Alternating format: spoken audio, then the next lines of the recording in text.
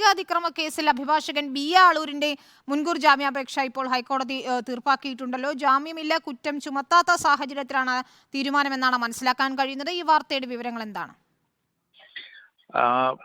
കഴിഞ്ഞ ജനുവരി 31-നാണ് ആളൂരിന്റെ കൊച്ചിയിലെ ഓഫീസിൽ വെച്ച് ഉച്ചയ്ക്ക് 1 മണിയോടെ അനുവാദമില്ലാതെ ശരീരത്തിൽ കയറി പിടിച്ചുവെന്ന് അവിടെ ക്ലയന്റ് ആയിട്ടുള്ള ആളൂരിന്റെ കക്ഷിയായിട്ടുള്ള ഒരു വനിത സെൻട്രൽ പോലീസിൽ പരാതി നൽകിയത്. ഇതിന്റെ അടിസ്ഥാനത്തിലാണ് ബി ആളൂരിനെതിരെ കേസെടുത്തിരുന്നത്.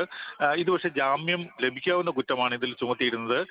പക്ഷേ ജാമ്യമില്ലാ കുറ്റം ചുമത്താനുള്ള സാധ്യതയുണ്ടെന്നും തനിക്ക് അതുകൊണ്ട് തന്നെ മുൻകൂർ ജാമ്യം നൽകണമെന്നാവശ്യപ്പെട്ടാണ് ബി ആളൂർ ഹൈക്കോടതിയെ സമീപിച്ചത്. ഈ ഹർജിയിൽ കഴിഞ്ഞ തവണ തന്നെ പ്രോസിക്യൂഷൻ ഹൈക്കോടതി അറിയിച്ച കാര്യം, മുൻകൂർ ജാമ്യം ലഭിക്കാത്ത കുറ്റങ്ങൾ ഒന്നും ചുമത്തിയിട്ടില്ല, ജാമ്യം ലഭിക്കാവുന്ന കുറ്റങ്ങൾ മാത്രമാണ് ചുമത്തിയത് എന്നായിരുന്നു.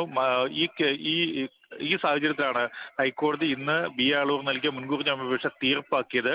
നിയമ സഹായം തേടിയെത്തിയ യുവതിയോട് അഭിഭാഷകനായ ബി ആളൂർ അപമര്യാദയായി പെരുമാറി എന്നാണ് കേസ്. ഈ കേസിലാണ് മുൻകൂർ ജാമ്യം ലഭിക്കാവുന്ന